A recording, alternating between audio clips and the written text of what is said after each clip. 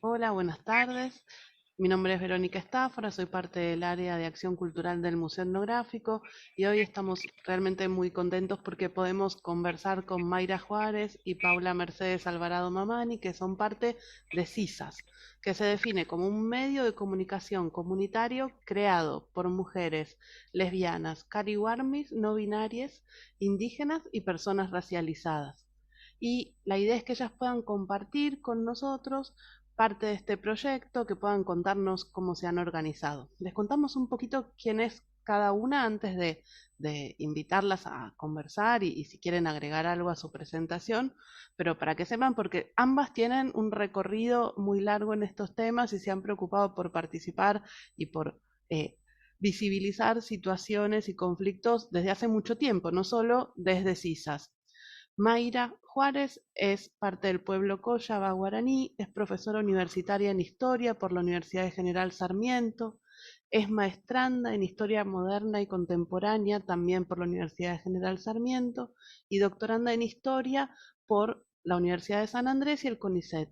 Y sus trabajos académicos se enmarcan en el abordaje de la dimensión étnico-racial en las representaciones e identidades de niños, niñas y jóvenes, y participa en distintos espacios académicos y comunitarios que trabajan por la implementación del derecho a la educación intercultural y la erradicación del racismo. Y Paula es parte del pueblo Coya, nación quechua, es integrante de la comunidad Tres Ombúes y de la Asamblea de Articulación de los Pueblos del Collasuyo, abogada y especialista en Derecho Internacional de los Derechos Humanos, maestranda en Derecho Internacional de los Derechos Humanos por la UBA y en Derechos Humanos, Estado y Sociedad por la Universidad de 3 de Febrero, y es docente en la Facultad de Derecho de la Universidad de Buenos Aires. Bueno, primero que nada, gracias a ambas por aceptar esta entrevista. Teníamos ganas de, desde el museo también poder escuchar y aprender sobre lo que están haciendo. Y primero saber por qué para ustedes surge la necesidad de crear un espacio como CISAS, ¿no? Esta idea de comunicación comunitaria con identidad. Bueno, May, empiezo yo, si querés. Bueno, en lo que me pasó a mí, ¿no? Realmente vengo patrocinando, acompañando, asesorando a a muchísimas comunidades.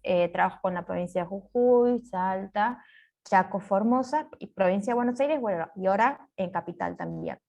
Y notaba que hay situaciones, hay cuestiones, em, hay determinadas o violaciones a los derechos de los pueblos indígenas o determinadas situaciones que no eran tomadas ni por los medios, bueno, por los medios hegemónicos desde ya, y incluso por medios alternativos, que son medios que generalmente acompañan estas situaciones, estas resistencias, estas luchas.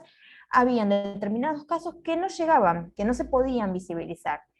En esta propuesta, bueno, en mi caso surge esa necesidad de poder empezar a, no solamente con los casos que acompaño o que llevaba, sino que también alrededor, ver situaciones que no eran situaciones de violencia de racismo, violencia de género a algunas hermanas indígenas que no eran visibilizadas. Entonces, eso, ¿cómo hacemos? ¿Cómo lo contamos nosotras? ¿Cómo salimos a ponerlo en los medios y que la gente se empiece a enterar lo que sucede? No solamente, como digo, en el interior de la provincia de Jujuy, sino que también acá, porque la mayoría hoy estamos haciendo nuestras coberturas acá en lo que es Ciudad de Buenos Aires y Gran Buenos Aires y la provincia de Buenos Aires. Entonces, ¿cómo tratar de demostrar esas situaciones?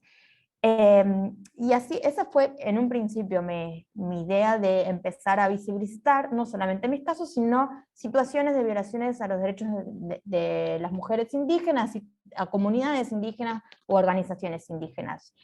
Hoy sí, quizás cumple otro rol en mi vida. Esto desde que la mayoría somos, no sé si amigas, pero sí somos hermanas, y eso implica otro tipo de relación, ¿no? O una cuestión de apoyo comunitario, de sostenernos, cuando una está mal, acompañarnos.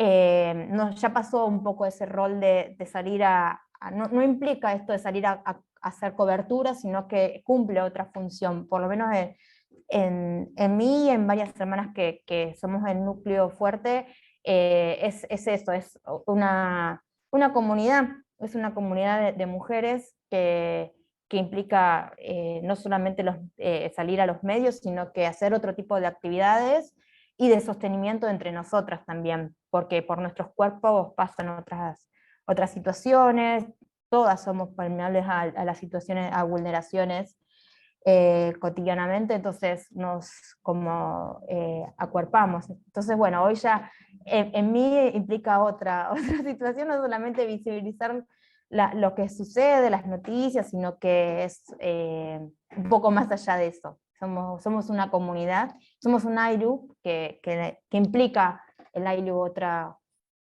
es otro concepto de armonía, de estar todas unidas, de compartirnos, e incluso ya hasta las notas, la forma de comunicar es colectiva, entonces eso implica mucho más hoy solamente que un medio de comunicación.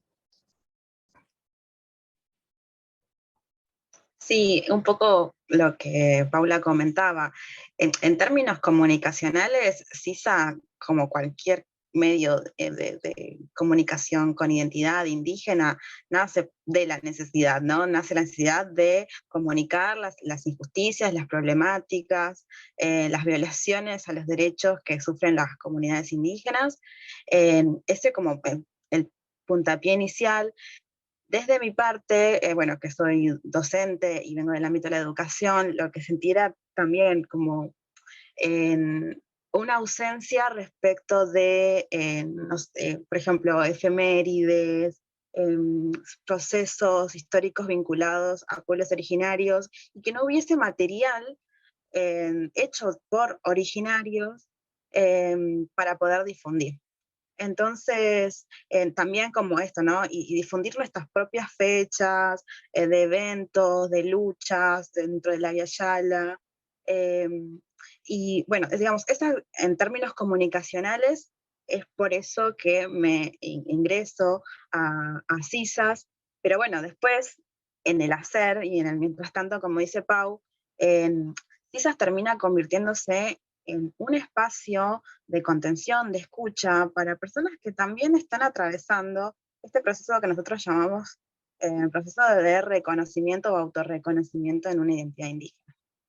Entonces, aquellas personas que se acercan, justamente están pensando en, bueno, cuáles son sus raíces ancestrales, sus raíces culturales. Y hay ahí una pregunta sobre la identidad que circula, ¿no?, en el equipo que formamos, en la comunidad que formamos. Y bueno, también es un espacio donde sentar la pregunta, reflexionar juntas, bueno, resolver dudas existenciales sobre bueno, nuestra identidad cultural, y más que nada también, como dice Pau, un espacio donde se puede hablar sobre las heridas coloniales y del racismo colonial sobre nuestros cuerpos. Creo que el poder construir también ese espacio como lo podemos, digamos, no tenemos una receta, pero el que se abra un espacio para poder pensar la identidad y la identidad cultural, creo que también es una de las marcas particulares que tiene el espacio CISAS. Ustedes se presentan como un medio de comunicación antirracista. Eso significa, por contraparte, que hay otros medios que sostienen una comunicación racista. ¿En qué tipo de elementos ven que se refleja el racismo en los medios? Bueno, ahí hay también una cuestión técnica, porque las palabras no son ingenuas. Entonces, las formas de denominarnos, la forma de mencionarlos, las situaciones, hay muchos medios bueno, hay medios hegemónicos que es claro cómo presentan una noticia, y hay otros que lo hacen de forma tan sutil que uno no lo nota. Y nuestra idea es cortar con eso. Justamente hay conceptos, hay formas de mencionar, incluso hasta es racista la voz. ¿Quién es la que habla en la nota? ¿Quién es la que se expresa en esa noticia que difundimos, ¿no? Justamente nuestra idea es darle las voces a quienes no son escuchadas. muchas veces, y esto me hago cargo, hemos visto en noticias de situaciones de comunidades donde habla o el antropólogo, donde habla a veces el abogado, ¿no? Y quienes son los protagonistas de esa situación, no sé, algún fallo que se ha ganado, no se los escucha, no se los lee. Eso también es racismo, porque es una forma de no darle, no reconocer la subjetividad indígena. Eh, en ese sentido, en los conceptos, desde mi caso, bueno, el tema jurídico, pero a veces también hay conceptos que disminuyen lo que se quiere mencionar. Entonces, en ese sentido también nuestra idea es esta, justamente, poder que las voces de quienes son los protagonistas y de esa situación sean contadas, sean habladas, se expresen a través de nuestros medios, y por otro lado, los conceptos, las palabras, no es lo mismo mencionar una nación que una comunidad, porque estás disminuyendo, y a veces es ingenuo y a veces no. Entonces también en ese sentido es nuestra apuesta. Sí, para sumar, entendemos, o sea, nuestra propuesta es explicitar, denunciar que el racismo es una forma de opresión, así como lo es bueno, el capitalismo con sus consecuencias, así como lo es el patriarcado.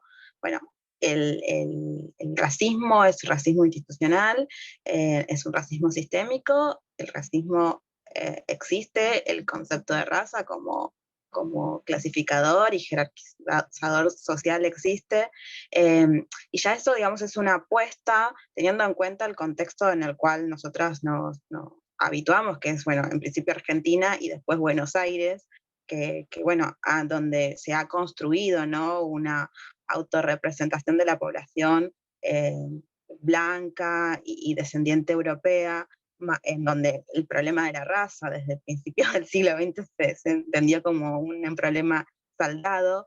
Volver a colocar la cuestión racial es una apuesta también comunicacional, política y epistemológica, ¿no?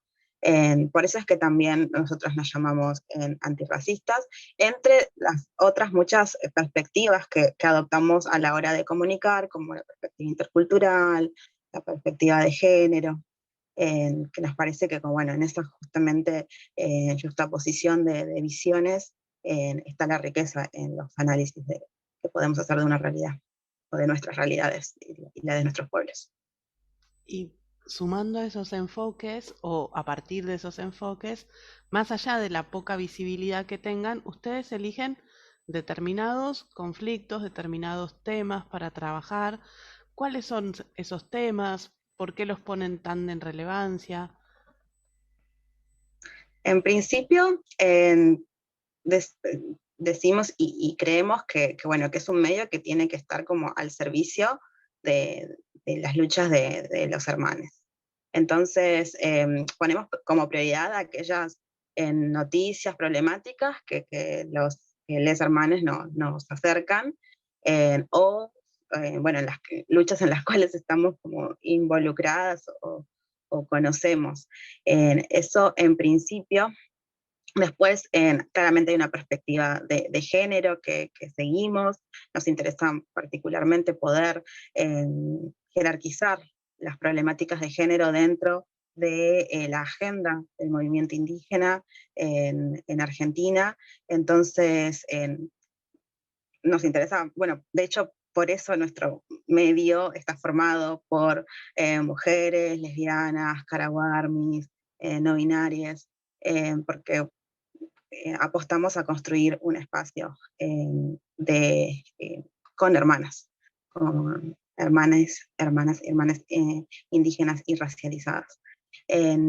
Así que bueno, si tenemos por supuesto que después republicamos otras y cubrimos otras problemáticas sociales, porque también creemos que como pueblos originarios podemos sentar nuestras voces en otras problemáticas, como bueno, las diversas, pero principalmente nos interesa bueno, difundir aquellas noticias relacionadas con nuestros pueblos, con nuestros territorios, con nuestras identidades. Sí, incluso, y después también hacer un paralelismo a veces con luchas sociales, que si uno se pone a analizarlas, tienen que ver con el origen, tienen que ver con una situación de vulnerabilidad. Lo digo, por ejemplo, cubrimos el caso de Darío y Maxi, ¿no? Y Darío y Maxi son situaciones que pasaron, bueno, aquí en el 2002, pero que hoy son situaciones que están realmente, que son actuales, sujetos económicos que por ahí no se pueden visibilizar. Entonces son luchas sociales que tienen que están marcadas en la sociedad por algún conflicto o por alguna situación. Y después, bueno, cuestiones también del interior de algunas provincias que es cierto que no se logran visibilizar, que hay medios hegemónicos que no los visibilizan y medios alternativos que por ahí ni llegan. Entonces, esto al estar más cerca de hermanas, de hermanos, conocer muchas tenemos militancia territorial también, o por lo menos tenemos contacto con comuneros en territorio, nos hacen llegar sus noticias, nos hacen llegar eh, las situaciones de los territorios, y eso también visibilizamos. Y eso es lo bueno, porque también hemos creado, y esto no sé si es como confianza, pero no es lo mismo, o por lo menos a mí lo que me sucede incluso es hablar con una hermana, con un hermano que por ahí con otro tipo de sujeto. Y eso a veces es bastante, es hermoso, porque te confían cosas que por ahí a otro sujeto, a otro comunicador no se lo haría. Entonces, eso también. Y encima, lo que tenemos nosotras los que conformamos las ISAs no hacemos una publicación solamente, sino que estamos consultando, bueno, y por eso también los hermanos confían, porque implica un poco más de publicar, de hacer una cobertura, sino que vamos allá, bueno, hay esta situación, cómo podemos llevar a acompañarla, de qué manera podemos colaborar, no sé, no es solamente una cobertura, no es solamente escribir lo que es la situación, describir la situación que esté en primera persona, sino que vamos un poco más allá, y que incluso a veces, bueno, tiene sus contradicciones, incluso porque estamos como desbordadas, no somos no somos una agencia rentada tampoco, entonces todo esto implica, es voluntario, y es porque lo queremos hacer realmente, y hay una necesidad en mi caso veo como una responsabilidad de publicar cuestiones que no se logran ver, ¿no? Hay muchas situaciones que hemos pasado, que hemos atravesado, que son necesarias mencionarlas. Digo, el caso yo ahora estoy acompañando a Lisette Fernández, y tiene Micaela Fernández y Nancy Fernández, víctimas de trata, de etnofeminicidios, que ningún medio hegemónico lo saca, y es necesario comentarlo, es necesario que la sociedad sepa que las mujeres indígenas son más vulnerables a estar en estas redes de trata, de estar en estas situaciones, y son casos que no se logran ver, y así acompañamos, estamos en las manifestaciones acompañando a la familia. El caso bueno, hoy justo fue el juicio de Lucas Verón, también, que si bien algunos dicen, pero no es un hermano, y saben que sí era un hermano, y bueno, y empezar a ver todas esas cuestiones que a veces incluso, como digo, los medios alternativos le quitan legitimidad, y por qué no ver que sí era un sujeto racializado, que sí pertenecía a una comunidad, ¿no? Como el caso de Solano, Gabriel Solano, que era un hermano, y estar en esos casos, y bueno, como digo, un poco más, no es solamente quedarnos en lo que hacen los medios, sino que acompañamos. Para quien no recuerda el nombre, Lucas Verón es un joven que fue asesinado en un caso de violencia policial. Sí. Bien. Bueno, todas esas situaciones no son cualquier sujeto, sino justamente quienes se encuentran vulnerabilizados por algunas situaciones. Y lo que yo comentaba al principio de que hoy somos una comunidad, implica esto, la reciprocidad que nosotros incluso tenemos con las personas que entrevistamos o que las que venimos acompañando. Yo Exactamente. pensaba, perdón. No, dale. No, que yo quería aportar de, digamos, que por un lado, el contenido que difundimos es esto, ¿no? De problemáticas relacionadas bueno, a temas particulares, territorio, educación, bueno, violación de derechos. Pero por otro lado, también difundimos contenido del orden cultural, histórico, que bueno, que también forma parte de la agenda. Y que también nos interesa poder transmitir, ¿no? Bueno, aquellos conocimientos, saberes de nuestros pueblos, por ejemplo. ¿De qué se trata la fiesta del Inti Raymi? ¿De qué se trata la fiesta o la celebración a la Pachamama? Y bueno, ceremonias, festejos que tienen que ver con nuestras culturas y las de nuestros pueblos. O sea, tratamos como en nuestro, digamos, en nuestra agenda, contener las dos informaciones, tanto las problemáticas, pero también ejercer de manera, digamos, la divulgación de estos conocimientos ancestrales. ¿Cómo podemos, no? ¿Cómo nos sale? También hay algo de que es un proceso en construcción, ¿no? Y que supongo que en ese ir conversando, discutiendo, acercándose a estos diferentes actores con los que van trabajando, van apareciendo coberturas que por ahí las primeras decís, bueno, tal vez esto hoy lo haría de otra manera, pero hay algo de esa cosa colectiva que tiene tiempos y posicionamientos que se van armando a lo largo del tiempo también, ¿no? Parece que es parte de lo valioso.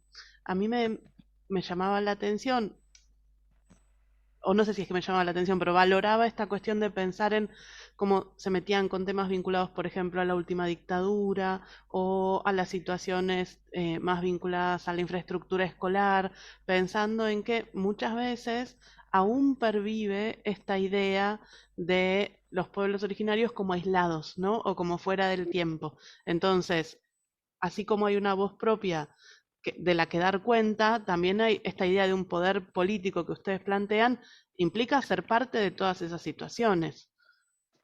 Exactamente, sí, bueno, la idea también cuando iniciamos en lo que fue, bueno, en principio el proyecto Telecisa y ahora en el proyecto CISAS, es justamente eso, bueno, somos en ese momento mujeres, lesbianas, bueno, caraguarmis, binarias, no binarias, racializadas indígenas, en la urbanidad, desde Buenos Aires, y haciendo comunicación desde, bueno, un contexto que es el contexto urbano, justamente también para romper, y bueno, la ciudad y de Buenos Aires y conurbano, ¿no?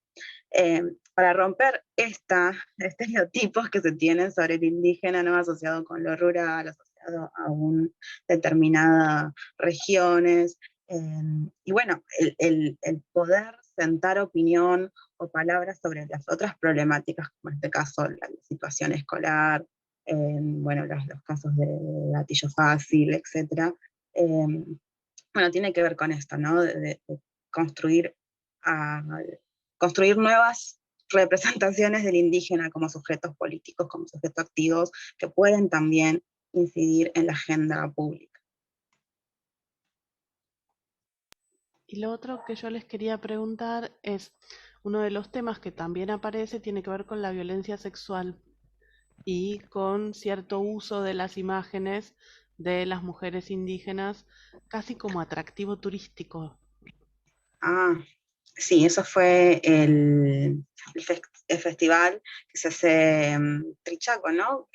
Pau, si me ayudas a recordar Sí, sí. esta noticia, que se hace un festival en la frontera entre Salta, Paraguay, creo, y bueno, que claramente son espacios donde se violan los derechos de las mujeres y niñas indígenas, porque bueno, especialmente en el norte de nuestro país, hay una práctica aberrante conocida como el chineo, que se trata de la violación grupal a niñas indígenas, mujeres indígenas. Entonces, bueno, visibilizar esta serie de violaciones o crímenes sobre los cuerpos indígenas también es como una parte fundamental de nuestra tarea, teniendo en cuenta que, bueno, la perspectiva de género es una de estas aristas. Igual, no solamente nosotras, sino que hay muchas organizaciones indígenas que lo están planteando como un problema y que lo están difundiendo, y gracias justamente a esas luchas de esas hermanas en territorio y de distintos territorios es que la problemática del chineo hoy por lo menos está siendo difundida, especialmente dentro del movimiento feminista, y bueno, y poco a poco va llegando a otras esferas del discurso público.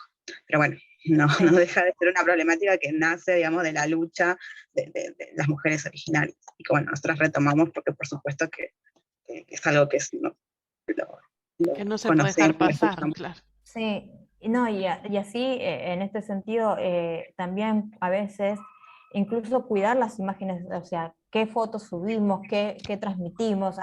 También hay una cuestión que eso hay responsabilidad después de cada publicación, ¿no? Porque entendemos que la situación en territorio es otra cosa, ¿no? No vamos a poner la cara de una hermana que está denunciando a quien después bueno, en territorio puede pasar cualquier cosa, Las entonces también las represalias en territorio pueden ser, pero estamos hablando hasta, bueno, el feminicidio no es lejano a esto, realmente no es lejano, entonces incluso a la hora de hacer la comunicación tenemos un cierto respeto y un cierto cuidado de replicar lo que sucede en territorio, incluso hay muchas veces que ellas mismas nos dicen, bueno, esto cuida, esto sí, esto no, o nosotras, hasta dónde querés, es lo que vamos a manifestarnos. Porque como digo, hay responsabilidad en cada una de las publicaciones que hacemos. Y después, como hacemos un seguimiento y un cuidado con las hermanas o niñeces también, eso lo tenemos siempre en cuenta. Sí, de hecho, unas últimas de las publicaciones fue justamente el uso de imágenes de cuerpos de niños racializados que terminan siendo como objeto de reproducción y difusión, especialmente niños indígenas y afros, cuando se trata de temáticas como, no sé, desnutrición, pobreza, y bueno, y siempre es acompañada de una foto de un niño afrodescendiente, indígena, y bueno, justamente planteamos de que ese tipo de difusión termina revictimizando a estas niñas, y para nada colabora, todo lo contrario, vulnera los derechos, ¿no? El derecho de identidad, refuerza estereotipos relacionados con el indígena pobre, el afrodescendiente pobre, inferior, bueno, y pasivo, ¿no? Que bueno, así como hay que tener cuidado y precaución de las imágenes que se difunden sobre los cuerpos de feminidades indígenas, también sobre las niñeces e infancias, porque bueno, en vez de colaborar quizás a la causa, se termina revictimizando y vulnerando derechos, ¿no? de estas personas. ¿Y qué formatos eligen para dar a conocer estos temas y estas problemáticas que tienen lugar dentro de CISAS? En principio, la mayoría de las CISAS somos redactoras, o sea, el formato sería como el escrito, la nota escrita, pero también tratamos de que esa información o esa redacción tenga o sea correspondiente con, no sé, con cierto espíritu, con otras formas de comunicar. Por ejemplo, hace unas semanas atrás, una de nuestras hermanas subió una nota, y bueno, ella como que no quería respetar, o sea, entre comillas, ¿no? La gramática de la Real Academia Española, sino como tener sonidos y formas como se habla, por ejemplo, en Santiago del Estero, donde ella es oriunda, perdón. Y nos pareció como una propuesta sumamente interesante, ¿no? De también desblanquear, ¿no? la redacción y permitir justamente estas otras formas de escritura que no son las académicas, que no son las que, bueno, están generalmente avaladas, sino también son, digamos, otras formas, otros rasgos, otras tonalidades, ¿no? Y en ese sentido, o sea, nos permitimos también jugar en esos espacios, ¿no?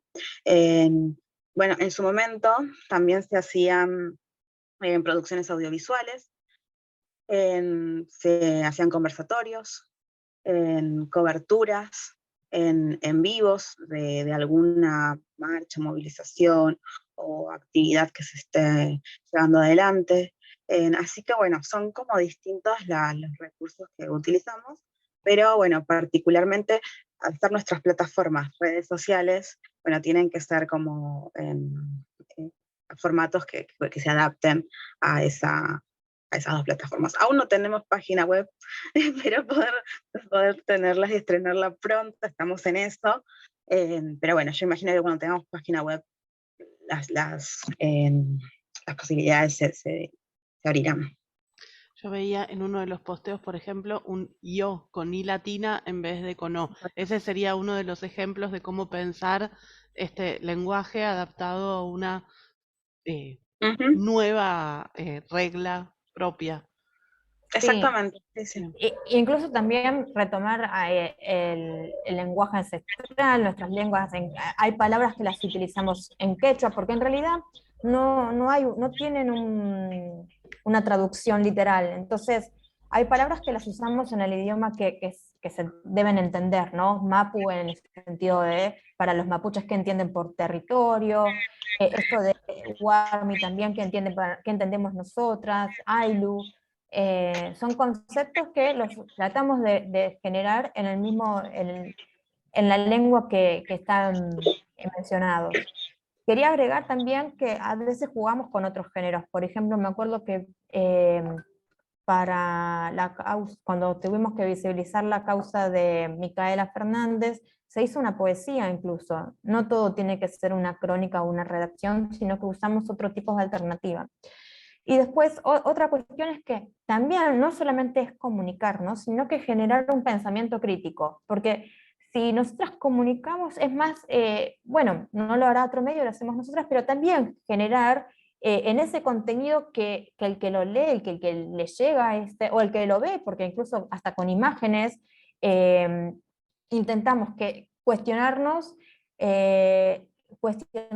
generar un pensamiento crítico, ¿qué es esto? ¿A dónde quiere llegar? ¿Qué es lo que nos quiere decir? ¿Por qué no es tan así? ¿Por qué es así? ¿Por qué está racializado? ¿Por qué hay discriminación en esta noticia? Entonces, meter esa cuestión, que no se trata de una cuestión de relatar un hecho, así como decía May, académicamente, como les enseñan no sé, en la facultad de periodismo o en las universidades, pasó esto, sucedió esto, sino que tratar de introducir que incluso en eso, ¿por qué pasó eso? ¿Qué es lo que pasó que hay detrás? Generar ese tipo al que lo lee, ese contenido, ¿no? Repreguntarse, que incluso nosotras cuando a la hora de redactarlo también, bueno, puse esto porque esto me hizo me generó me generó un ruido en mi cabeza a la hora de redactar, entonces explicitar un poco eso en las notas. Bueno, y como digo, no solamente notas, sino que hay otros tipos de contenido también. A mí me daba curiosidad, ambas tienen una trayectoria en el mundo académico, están, digo, haciendo estudios de posgrado, todos esos caminos de aprender y desaprender todo el tiempo, ¿no? Como tal vez asumir ciertos formatos para poder avanzar en ciertos ámbitos. No sé cuánto en el ámbito académico se habilita esta desestructuración de algunas cosas y, bueno, cómo viven ese ida y vuelta todo el A mí, tiempo. Yo vengo de redactar demandas. Fue un trabajo que tuve que hacer Y muchísimo. ahora poesía. Sí, una desestructurarme. Porque uno tiene un formato, viene ya hace más de 12, 13 años que soy abogada, entonces vengo con una redacción de determinada manera y salir a contarlo y a redactar. Aparte también, ¿a quién queremos llegar? No es la academia, justamente, no es un colega, no es un juez, sino que queremos llegar a ese que está en el Facebook o en el Instagram y queremos que llegue, que se entere que sucedió alguna cuestión sobre hermanas indígenas o alguna situación. Entonces, eso también implica la desestructurarse. En mi caso sí me costó muchísimo porque hay una estructura formal, hay una estructura que debo seguir, que está... Ujú. Incluso también hasta me he llegado a cuestionar, y ahora lo pongo en mis escritos, empiezo algún escrito en lengua quechua, los nombres, primero el nombre quechua y después como está en el DNI argentino. Estoy también, gracias a CISAS, estoy también estructurándome en lo que es mi profesión. Eh, y es un desafío, es un desafío. Sí, sumado a eso, y también en cuanto a los formatos, la imagen es como también una de las herramientas muy importantes de las cuales hacemos uso. Bueno, de hecho también en el equipo, en la comunidad CISAS hay ilustradoras bueno, regalan su arte, aportan su arte para la comunicación. Hay fotoperiodistas, bueno, también, digamos, con la imagen, ¿no? Y con sus fotos expresan e informan. Y creo que es un desafío para toda la comunidad el, eh, el poner en palabras escritas, bueno, todas estas luchas, sentimientos, intereses, ¿no? Sueños, ideas, ¿no? que tenemos en la cabeza. Hay algunas que, bueno, que por tener cierto recorrido ya en las instancias de educación superior o otras instancias, o no sé, tienen más facilidad con la, eh, con la escritura, pero hay otras hermanas que no, y de hecho, o sea, creen que no es, o sea, que no pueden hacerlo. Por eso es que me parece como re importante, sí, adquirir algunas herramientas de ese manual del periodista, ¿no? Con esa estructura de notas periodísticas, pero también habilitar a estas otras formas de expresión, como esta hermana que quería redactar y escribir como ella le suenan las palabras en su territorio, en Santiago del Estero, o otra hermana que también quería escribir, pero en formato poesía. Entonces, porque también hay que entender que o sea, por muchos siglos a los pueblos originarios se les inhibió, ¿no? Se los separó de estas actividades, de la comunicación, de la escritura. Entonces también es una forma de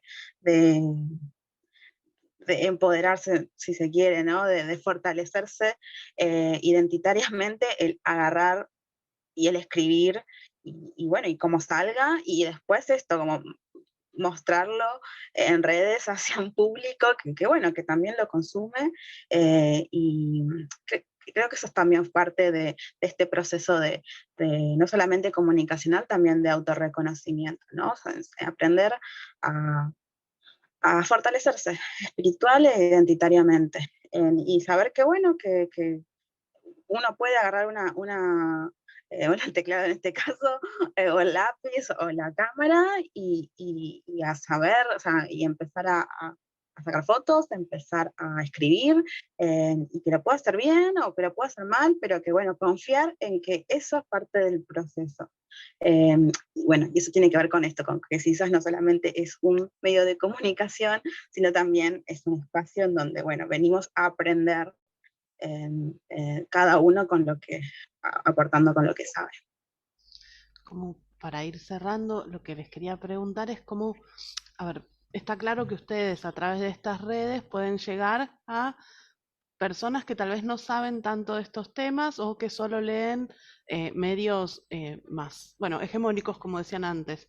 ¿cómo se hace para llegar a diferentes comunidades con esta información? ¿Cómo puede circular? ¿Ustedes identifican que hay hermanos y hermanas que van sumándose a la lectura, en los comentarios? Yo alguna cosa vi un poquito, pero bueno, si creen que se va ampliando en esos destinatarios y destinatarias, Sí. lo propio, digamos. Sí, dos cositas. También, incluso ya ahora estamos en un punto que hermanos te dicen, necesito que ustedes nos cubran esto, que necesito que ustedes que CISAS lleve esta noticia a los medios. Y por otro lado, mira, con un ejemplo de anoche, con el tema de la renuncia de la presidenta del INAI, y hicimos una publicación como comunicativa de lo que estaba sucediendo y después hicimos una nota de opinión. Nosotras fue una nota colectiva de qué pensábamos sobre la asunción de la nueva presidenta, ¿no? Y generó muchos comentarios, críticas, gente que, hermanos y hermanas que estaban de acuerdo con lo que nosotros poníamos, e incluso hasta llega a cuestionarse ahora, y a virtud, y en relación a una nota que hicimos,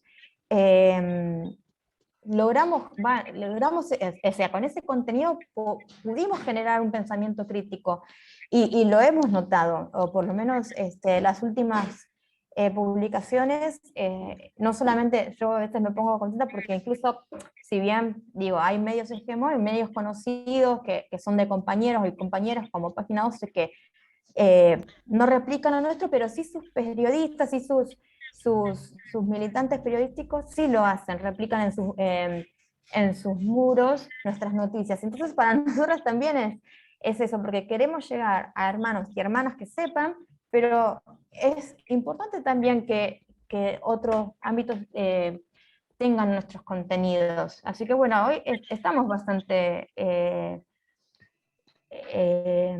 no sé si llegando, pero sí, por lo menos generando, Abriendo, sí, sí, eso sería. como generando un espacio para discusión que también es muy valioso, que no hay tantos.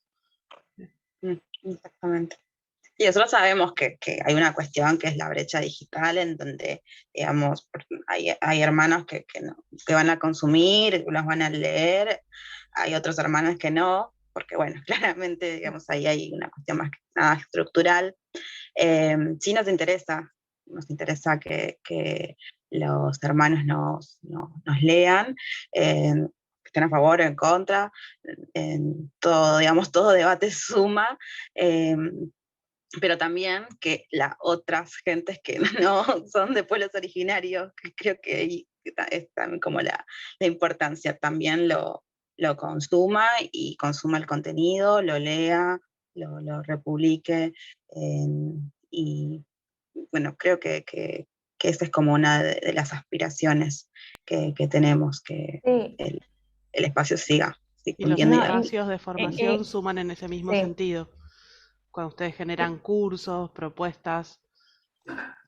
Sí. Sí, en principio son para la autogestión, para mantener el espacio, porque como dijo Paus, es un espacio que trabaja a voluntad, todas somos voluntarias, todos lo hacemos, digamos, gratuitamente, ad honorem, es que realmente se dice.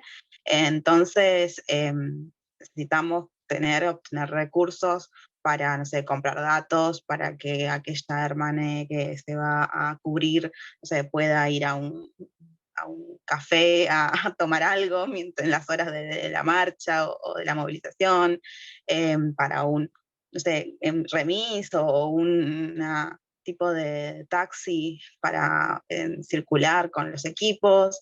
Entonces, bueno, todo ese tipo de gastos, más, por ejemplo, la página web, que fue como comprar el hosting y un montón de otras cosas que, bueno, aprendimos que existían todas esas cosas, implican un gasto, implican tener fondos, y por eso es que realizamos este tipo de cursos, de sorteos, y por supuesto que la segunda objetivo también es el seguir difundiendo en otros formatos quizás.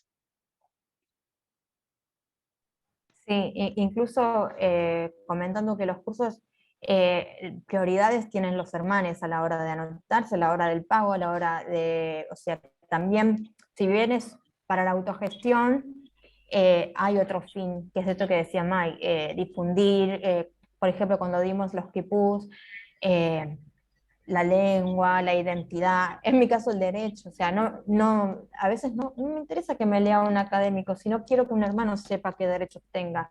Y ahí por eso había un cierto descuento para los hermanos, incluso, bueno, la idea es eso, que ellos más, que sea para todos los que conformamos, ¿no? Entonces tiene como una doble finalidad. Sí, También igual, económica y al mismo sí, tiempo de difusión y de formación sí, yo fuerte quería en ciertos comentar, conceptos. sí, dos cositas que incluso, que a veces no sé si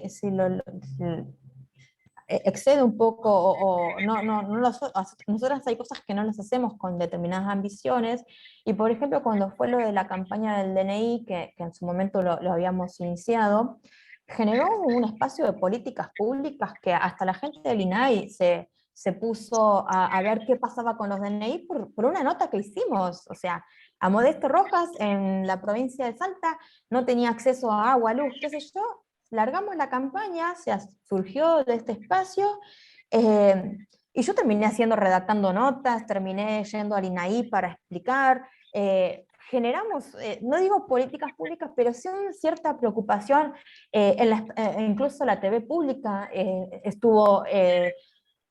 se pudo visibilizar esta situación que salió a raíz de una comunicación con un cacique de una comunidad y de una nota, o sea, generamos un tipo de contenido que va, a veces por eso digo, no sé si es Coincide en esas ambicioso, políticas. coincide, exacto. Paula, Lo para mismo, quien no sí. leyó la campaña, ¿cuál sería el problema con los DNI? Porque uno en primera instancia pensaría que cualquier persona que ha nacido en este territorio o que vive hace determinado tiempo tendría acceso al DNI. Bueno, a lo largo de esta campaña, no solamente, como dije, empezó con trabajar con Tartagal en Salta y nos terminamos enterando, no solamente que hoy hay provincias que niegan el DNI, porque eso, la verdad, no tenés acceso a muchos derechos económicos, sociales y culturales. Pero a raíz de esta situación, entendimos que hay gente que no existe, que es NN para el Estado, porque no solamente el DNI, sino que no estaban registrados. Y estamos hablando de personas que 60, 65 años, o sea, que vivieron toda una vida, o por lo menos la mitad de su vida, sin tener un reconocimiento estatal, ni siquiera una partida de nacimiento tenían. Entonces, esa situación, y que no solamente fue en Tartagal, donde habíamos empezado la campaña, sino que a lo largo de todos estos meses nos han llegado, no sé, una comunidad en Misiones, en el sur con algunas comunidades mapuches. Eh, la negación sistemática al DNI nos llevó a, fue un poco más y vimos que no tenían existencia muchos hermanos en las comunidades. Entonces eso también hizo visibilizar la campaña, y que a raíz de esta campaña, el INAI tomó manos en el impulso, o sea, incluso el Ministerio del Interior empezó a trabajar con determinadas comunidades y llegar al RENAPER a lugares que no había llegado, y no fue un objetivo inicial de la campaña, se fue caminando, se fue dando. Y lo hemos hecho así entre nosotras y hemos movido, como cuando dije, digo, porque a mí me convocaron del INAI y no tenían conocimiento de esta situación. Y yo digo, ¿cómo? ¿No saben ustedes que hay o sea, el organismo que debe relacionar, que debe trabajar las políticas públicas para los pueblos indígenas, no sabían que habían comunidades que tenían NN dentro de ellas?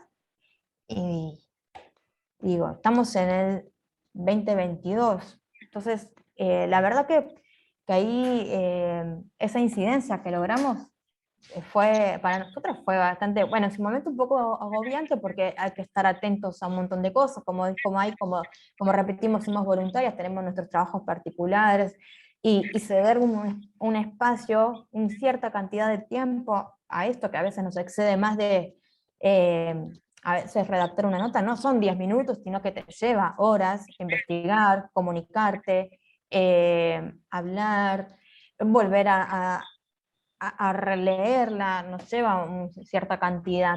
Y bueno, y todo generado así, por lo menos logramos lo que queríamos, el objetivo. INAI trabajando, la provincia de Salta, una mesa de trabajo, y encima después se le suman CES, toda una publicación de una comunicación con un cacique y una nota.